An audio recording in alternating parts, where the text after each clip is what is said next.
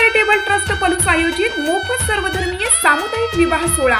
या सोहळ्यामध्ये सर्व जाती धर्मातील मुला मुलींचे लग्न कार्य पूर्णपणे मोफत केले जाते। विवाह मुहूर्त बुधवारी दिनांक 13 मे 2026 रोजी दुपारी 1:15 विवाह स्थळ Shivaparvati multipurpose hall, Tasgaon Karad road, Palus, Sandgewadi. नाव नोंदणीसाठी पत्ता Sonai charitable trust, Amanapur road, Palus. अधिक माहितीसाठी स्क्रीनवरील दिलेल्या नंबरवर संपर्क करा। मार्गदर्शक संस्थापक पलूस नगर परिषदेचे गटनेते श्री गणपतराव पुदाले अप्पा, सोनाई चॅरिटेबल ट्रस्ट, पलूस।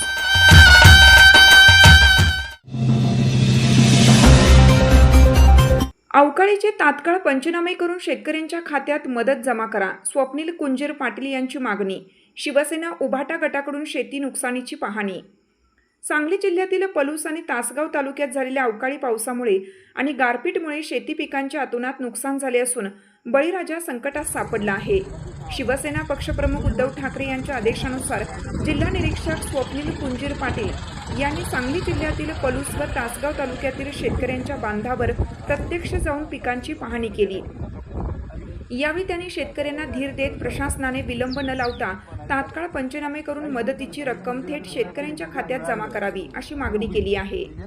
या अवकाळी संकटामुळे द्राक्ष बाग, ऊस, केळी आणि टोमॅटो यासारख्या प्रमुख पिकांचे मोठे नुकसान झाले आहे। विशेषतः परवा झालेल्या गारपीटमुळे द्राक्ष पिकाला मोठा तडाखा बसला असून संपूर्ण हंगाम वाया जाण्याची भीती तज्ज्ञांकडून व्यक्त केली जात आहे।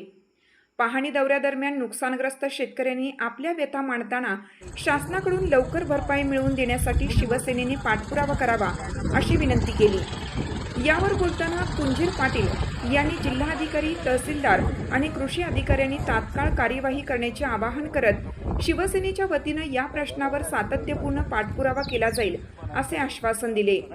यावेळी युवासेना जिल्हा प्रमुख विनायक गोंदिल, शिवसेना तालुका प्रमुख पूरण मलमे, तालुका प्रमुख मिलिंद शिंदे, ॲडव्होकेट सुधीर जाधव, समरजित पवार यासह शिवसेनेचे विविध पदाधिकारी, शिवसैनिक आणि मोठ्या संख्येने शेतकरी उपस्थित होते।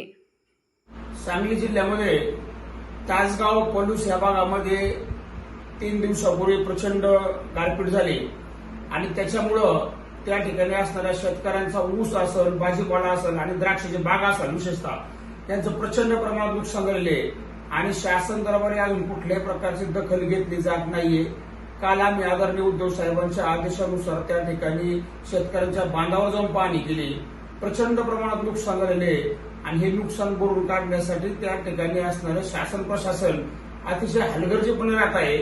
कुठल्याही परिस्थितीत पंचनामे आज ताब्यात झालेले नाही। कुठल्याही प्रकारची ठोस भूमिका शासनाच्या वतीने हेक्टरी किती मदत दिली जाईल हेही जाहीर केलेलं नाही। त्याच्यामुळे आमचं त्या ठिकाणी असणाऱ्या तहसीलदारांना, तालुका कृषी अधिकाऱ्यांना आणि जिल्हाधिकाऱ्यांना विनंती राहील, कृपया आपण त्या ठिकाणी तात्काळ आदेश द्या।